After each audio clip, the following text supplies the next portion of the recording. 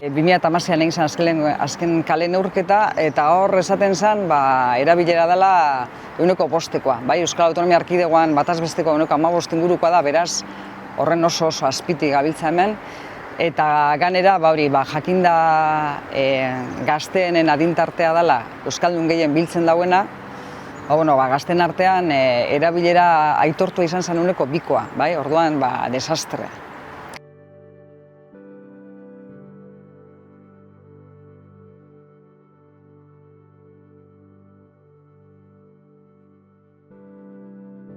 Batera jauzi sortzen da Euskaltzalen topaguniek martxan jartzen daben 3. kongresura begireko gogoeta prozesu batetik. Prozesu komunitarioa da, zinetan Euskararen erabileran goranzko jauzi bat edo aurrera urrats batzuk emoteko gizarteko agente desberdinek batzen diren aldaketa sozial bat eman guran, eta aldaketa sozial horretarako eman beharreko baldintzak adosten eta oinarri komun batzuk jartzen hasten diren. Batera jauzi prozesua herrian hasten da ikasturte hasierarekin batera, topaguneak batera jauzi prozesuarekin, baina Euskal Herri mailan kasu honetan egin duen prozesuaren berri daukagunean, eta hor landu diren emaitzak ezagutzen ditugunean. Orduan, Euskara elkartean, eta Euskara elkarteak baita ere udalarekin elkarlanean ikusten du prozesu hori nolabait herrira ekar daitekela.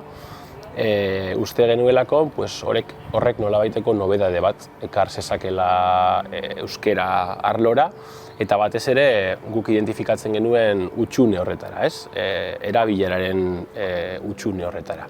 Ikusten dugu nola ezagutzan, ez dut esango oso maila altuan gaudenik, baina astiro aurreraka goazela, baina erabilera mailan nolabaiteko geldi une batean kokatzen gara. Eta orduan aukera hau aprobetxatuz animatzen gara eta batera jauzi Arrigorriagarekin abiatzen gara.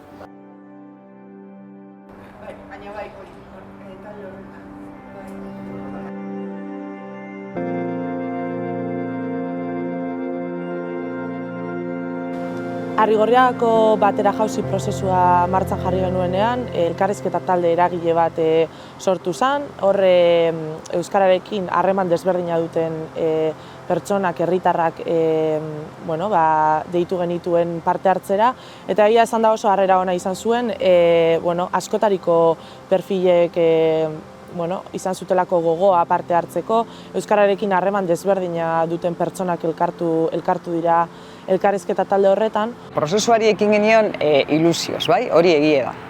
Eta ilusioa zabaltzen doa ikusita jendean erantzuna.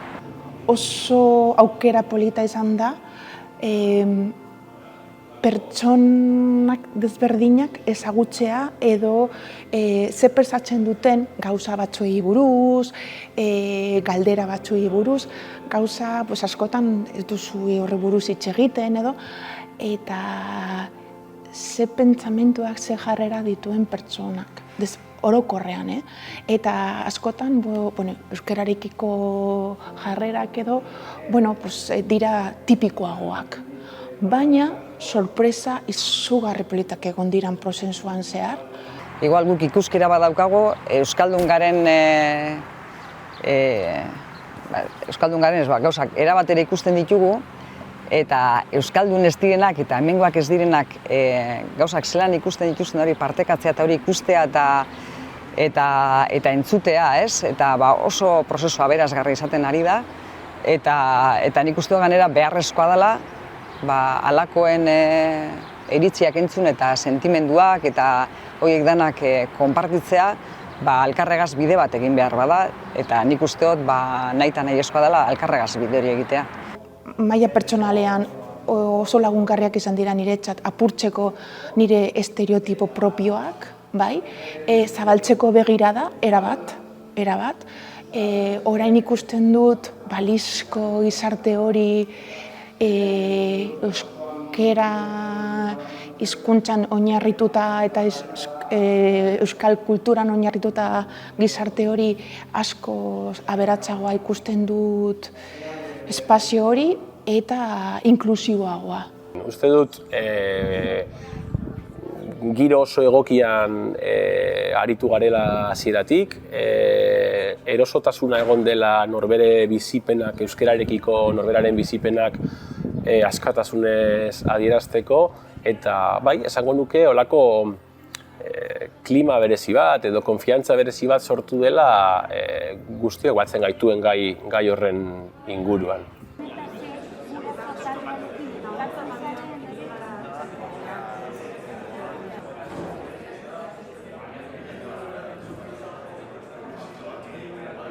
Elkarrizketa talde eragileak sortutako hipotesi eta ideiak egokiak diren eta pertinenteak diren kontrastatzeko kontraste taldeak sortu ditugu Arrigorriagan herriko arlo desberdinetako pertsonekin, eta bertan 60 herritarretik gora hartu dute parte.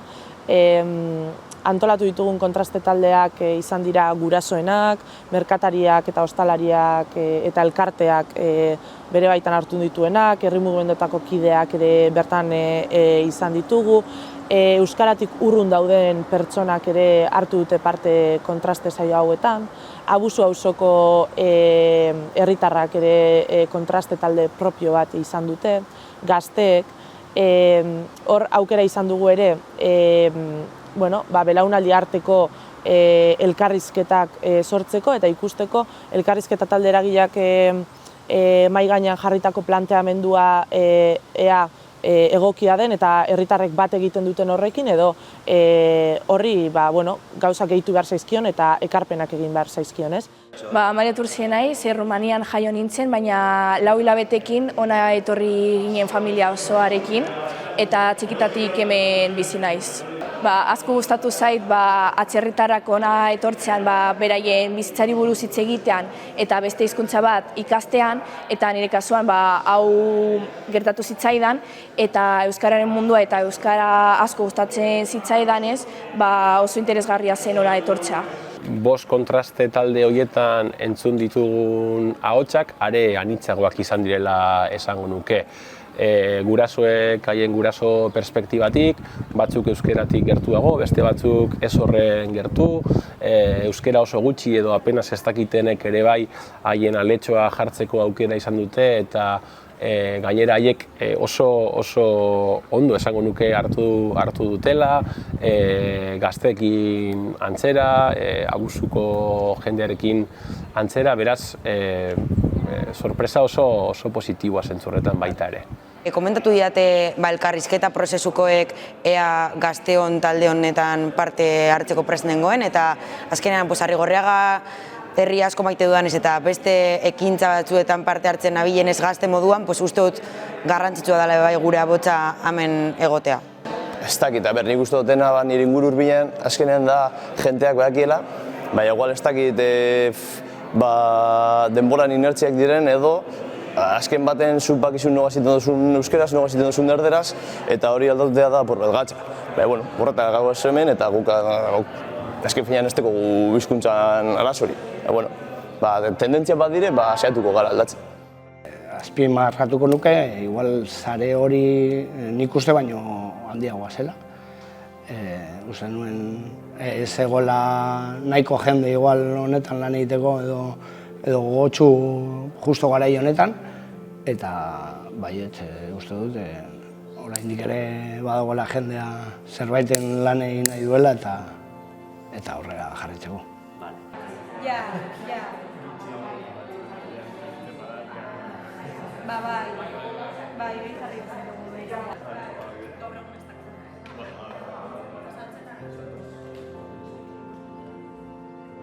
Datozen urteetarako eta buruan daukagun helburu hori, euskararen erabilean goranzko jauzi bat emateko eta Arrigorriaga euskaldun bat amesteko emetik eta ez denbora askora, proposamen bat zehaztuko dugula uste dut, markatuz pausuak norantza eman behar ditugun eta zeintzuk diren lehentasunak, nortzuk aktibatu behar ditugun, ze gizarte aktorerekin eta alkarlanean jardun behar dugun, amets hori lortzeko, euskeraz bizi ahal izateko gure herrian, naturaltasunez.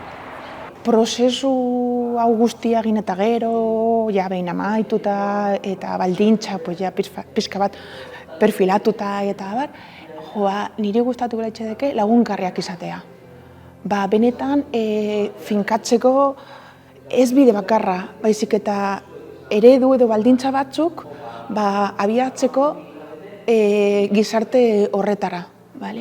Eta gainera nik esango nuke errespetutatik eta euskararekiko maitasunagatik egindako prozesu izan dela, eta base hori hartzen badugu, nik esango nuke etorkizunerako ziurazki erabilgarria eta espero dut bidea izatea edo zabaltzea hori garatzeko. Erronka bat dala, era batean, elkartzen gara gune bat ez da sortzen dugu beste pertsonaigaz, eta bakoitzak bere ikuspuntuak emoten dauz, eta alde horretatik zehazten dugu Arrigorriaga herriak zer behar dauen, hemendik epe laburrera gitzienez, euskararen abilera apur bat sendotzeko eta jauzi hori emoteko, ezta? Pues nik espero dut gutxienez, orain arte egin denetik kanpo kokatzen den zeozer topatzea, edo orain arte ezagutu ez dugun zeozer ezagutu ahal izatea, ezta? Zelan inkorporatu ditugun, orain arte entzun ez ditugun ahots ezberdin asko, nik imaginatzen dut kokatuko garela beste plano batean, kokatuko garela euskararekin beste urrats bat emanda, eta imaginatzen dut nobedade askorekin topatuko garela.